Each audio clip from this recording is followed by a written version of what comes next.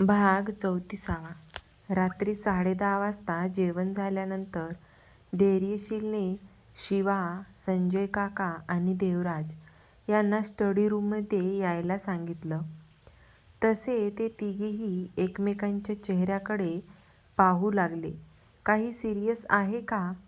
तू असा गंभीर चेहरा करून का बोलत आहेस? देवराज यांनी मनात आलेली शंका शेवटी विचारलीच. बाकीचे सगळेजण त्यांच्या त्यांच्या रूममध्ये निघून गेले होते. हॉलमध्ये फक्त हे चौघेच होते. हो चला, आपण स्टडी रूममध्ये जाऊन बोलू, धैर्यशील म्हणाला आणि तो स्टडी रूमकडे जायला निघाला. त्याच्या मागे लगेच ते तिघेही गेले. धैर्यशीलच्या बोलण्याचा जास्त विचार देवराज आणि संजय करत होते. शिवाला बहुतेक थोडीफार कल्पना होतीच. ते तिघेही स्टडी रूममध्ये आले.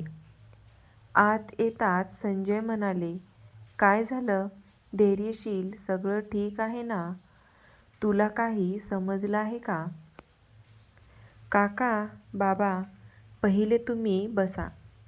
धैर्यशील त्यांना सोफ्यावर बसण्याचा इशारा करत म्हणाला.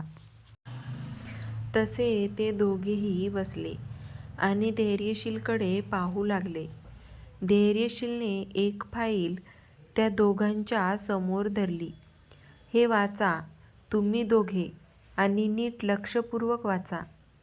काका, तू नीट वाच आणि मला सांग, तुझ्या लक्षात जेवढं काही असेल ते, म्हणजे तुला जे काही आठवत असेल ते सगळं नीट मला सांग. कारण एकही गोष्ट मिस नको व्हायला. कारण तुला ही फाईल वाचल्यावर तुला समजेलच मी कशाबद्दल बोलत होतो. धैर्यशील त्या दोघांकडे पाहत म्हणाला. धैर्यशीलचे बोलणे ऐकून दोघांनी ती फाईल सिरियसली वाचू लागले. जसे जसे ते वाचत होते तसे तसे त्यांच्या चेहऱ्यावरचे हावभाव चेंज झाले. धैर्यशील, या फाईलमध्ये जे काही आहे ते खरं आहे? संजय यांनी गंभीर स्वरात विचारलं. हो काका, मी दोनदा माहिती काढली आहे आणि आपली माणसे माहिती काढताना कधी चुकत नाहीत. तुलाही माहीतच आहे. धैर्यशील खिडकीतून बाहेर पाहत सिगरेटचे कश ओढत म्हणाला. फाईल वाचून तर दोघे सुन्न होते, पण समोर धैर्यशीलला सिगरेट पेटवताना आणि कश घेताना पाहून दोघेही चिडून ओरडले. धैर्यशील, हे काय, तू सिगरेट ओढतो? हो, सवय आहे मला. मला टेन्शन आले किंवा डोक्यात सतत विचार असेल की याशिवाय सुचत नाही, धैर्यशील एकदम नॉर्मल टूनमध्ये म्हणाला. अरे पण हे घातक आहे. कशाला व्यसन लावून घेतोस? सोड ते, आधी टाकून दे. खुशाल आमच्यासमोर सिगरेट फुकतोय, संजय करारी आवाजात म्हणाले. ठीक आहे, चिडू नकोस, धैर्यशील म्हणाला आणि त्याने शिगार एशट्रेमध्ये ठेवून दिली. गुड, पुन्हा मला दिस तू, मग तू आहे आणि मी आहे, संजय सक्त ताकीद देत म्हणाले. आता तू पहिल्यासारखं वाटतोय दादा. आम्ही सगळेजण इतके वर्ष यालाच मिस करत होतो. तुझा हा रुबाब, तुझ्या आवाजात असणारी धार, जी समोरच्यालाही गार करेल. संजय सरनोबत, ज्याला सगळेच घाबरत होते, तो पुन्हा आला आहे.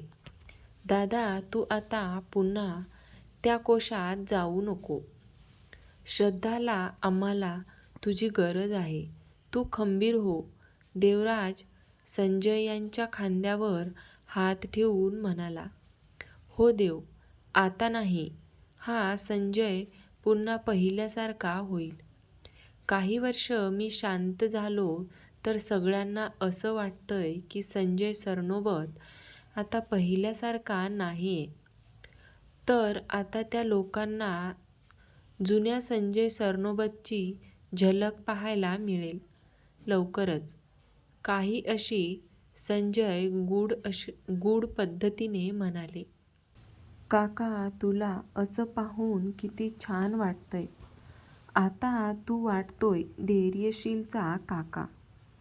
धैर्यशील स्वतःची तारीफ करत हसत संजय यांच्या खांद्यावर हात ठेवत म्हणाला, हो का? संजय हसत त्यांच्याकडे पाहत होते. धैर्य, तुझ्यात माझीच झलक दिसते, किंवा माझ्यापेक्षाही जास्त तू डेंजर आहेस. त्याचा चेहरा न्याहाळत संजय म्हणाले, तुझाच पुतण्या आहे ना? तुझ्यासारखाच असणार ना? धैर्यशीलही संजय काकाकडे पाहत हसत म्हणाला, हे बरं काका, पुतण्या एकत्र झाले तर इथे आम्हाला दोघांना विसरून गेले. आम्ही दोघेही आहोत म्हटलं इथे. देवराज त्या दोघांकडे पाहत गाल फुगवून म्हणाले, झाला ना जेलस? लहानपणापासून सवय तुझी देव. थोडं दुर्लक्ष झालं की बस फुगून बसायचं. अजूनही तसाच आहेस देव. संजय म्हणाले, हां मग मी असाच आहे देवराज. हे रूप तू पहिल्यांदाच पाहत असशील ना तुझ्या वडिलांचं? संजय, हो काका, आणि हे तुझ्यामुळेच झालं. तू पुन्हा पहिल्यासारखं झाला ना तर बघ, सगळेच कसे खुश होऊन आपल्या ओरिजिनल रूपात आले. म्हणजे सगळे एकदम फ्रीली वागत आहेत. त्यांना माहीत आता तुम्ही आले म्हणजे मी सगळ्यातून मोकळा. धैर्यशील हसत हसत म्हणाला, हां, हे बरोबर बोलला. आता दादा आला आहे म्हणजे माझी सुटका बाबा. सगळी जबाबदारी याच्याकडे.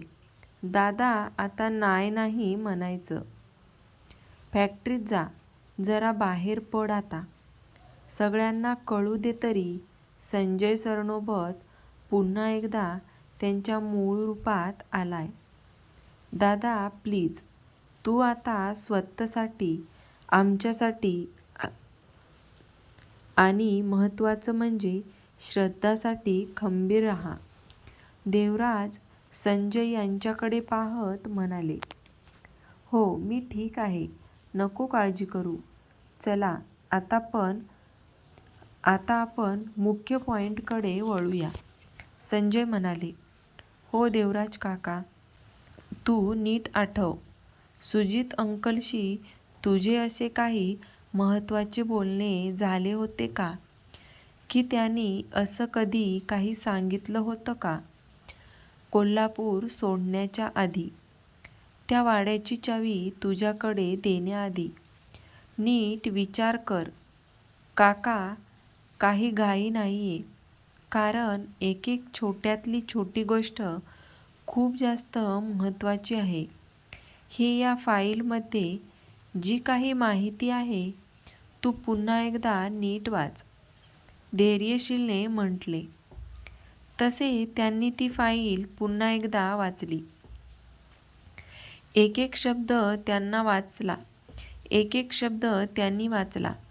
फाईल बाजूला ठेवून ते काही वेळा शांत डोळे मिटून बसले होते.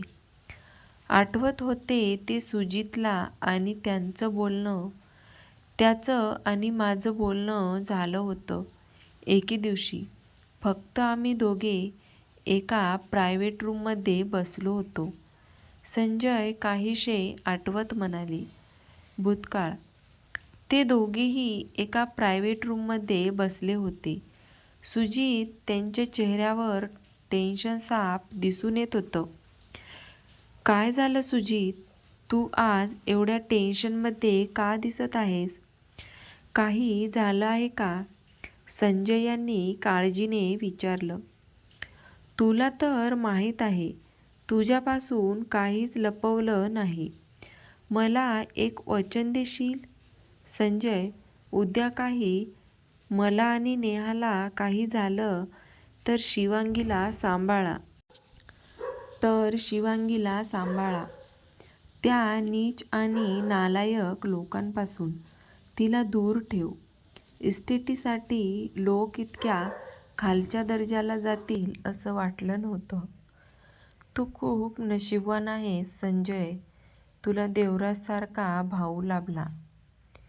एक माझं नशीब जे मला कमनशिबी भाऊ, जो स्वतःच्या सख्या भावाच्या जीवावर उठला आहे. सुजित निराशेने म्हणाले. सुजित, तू फक्त मला सांग. आत्ताच त्याला ठिकाणावर आणतो. संजय चिडून म्हणाले. तू तुझे हात घाण करू नकोस. मी कोल्हापूर सोडून मुंबईला जात आहे. त्याआधी या चाव्या तुझ्याकडे असू दे. आणि हो, ही एक फाईल आहे ज्यात माझ्या संपत्तीचे वारसदार माझी मुलगी शिवांगी आहे, बाकी कुणीही नाही. मला आणि नेहाला काही झालं तर ती इस्टेट आपोआप शिवांगीच्या नावावर होईल. आणि जर का तिला काही झालं तर ती सगळी इस्टेट संजय सरनोबत यांच्या नावावर होईल. हेही त्यात स्पष्ट लिहिलं आहे. सुजित, अरे काय बोलतोयस तू? किती वेळा सांगितलंस अशी मरणाची भाषा नको करूस. संजय चिडून सुजितकडे पाहत म्हणाले. संजय, मलाही हौस आहे का हे सगळं बोलायची, पण बोलावं लागत आहे. कटकारस्थान किती केली जात आहे. तू तर माझा जिवलग मित्र आहे. संजय, तुझ्यावर विश्वास ठेवू शकतो. सुजित हताश होऊन म्हणाले. संजय एकटक त्यालाच पाहत होते. तुला वचन देतो, शिवांगीच्या केसालाही धक्का लागणार नाही. भूतकाळ संपला. त्यांचं ते बोलणं आठवलं आणि जे काही आठवलं ते सगळं संजय यांनी सांगितलं. काका, तुझ्या बोलण्यावरून तरी असं समजत आहे की अंकलला कळून चुकलं होतं का त्यांच्या जीवाला धोका आहे आणि मग ते कुणाला काहीच न सांगता कोल्हापूर सोडून गेले. धैर्यशीलने विचारलं. बहुतेक त्याला कुणकुण लागली होती. संजय म्हणाले. त्याचा अपघात नसून त्याचा अपघात घडून आणला आहे, जेणेकरून असं वाटेल की अपघात झाला आहे. काहीसा विचार करत धैर्यशील म्हणाला. हो, खून झाला आहे त्यांचा असं म्हण आणि अपघातातून नशिबाने शिवांगी वाचली, ही देवाची कृपा. संजय, हो, देवाची कृपा आणि तिचे नशीब बळकट होते. ज्याने पण हे केलं आहे काका, त्याला मी सोडणार नाही. ज्याच्यामुळे माझ्या शिवांगीला इतका त्रास झाला, तिला इतके मोठे दुःख दिले, त्याला मी जिवंत सोडणार नाही. हा धैर्यशील देवराज सरनोबत आज या क्षणी वचन देतोय. ते जे कुणी असतील, पाताळात का लपलेले असतील, त्यांना शोधून तडफडून मृत्यू देईल. हाताच्या मुठी घट्ट आवळून धैर्यशील एक शब्दावर जोर देत म्हणाला. आज त्याच्या डोळ्यात क्रोध दिसत होता. नक्कीच त्या लोकांचा मृत्यू साधा नव्हता. धैर्यशीलचा चेहरा रागाने लालबुंद झाला होता. त्याचं हे रूप पाहून काही वेळासाठी तिघे स्तब्ध झाले होते. सुजित, तुझा जावई साधासुद्धा नाहीये. त्या लोकांचा काळ बनून आला आहे. ज्या लोकांनी तुम्हा दोघांना ज्या लोकांनी मारलं ना, त्या लोकांना तो इतक्या भयानक मृत्यू देईल की त्याच्या 7 पिढ्या थरथरून जातील. धैर्यशीलकडे पाहत मनातच म्हणाले. धैर्यशील, पूर्ण जाधव फॅमिलीची कुंडली काढ. प्रत्येक व्यक्तीची पर्सनल माहिती काढ. संजय कठोर आवाजात म्हणाले. हो काका, उद्या सकाळीच आपली खास माणसे लावतो कामाला. धैर्यशील म्हणाला. तू जा आता. किती वेळ असा इथेच थांबणार आहेस? नवीन लग्न झालं आहे. बायकोला असं ताटकळत ठेवू नये. मिश्किल हसत संजय म्हणाले. काका यार, तू जातोय. धैर्यशील त्या तिघांना गुड नाईट बोलून स्टडी रूममधून बाहेर पडला. ते तिघेही मग 5 मिनिटे बोलून त्यांच्या त्यांच्या रूममध्ये निघून गेले. तर कसा वाटला तुम्हाला आजच्या कथेचा भाग? आवडला असेल तर व्हिडिओला लाईक, शेअर आणि सबस्क्राईब नक्की करा.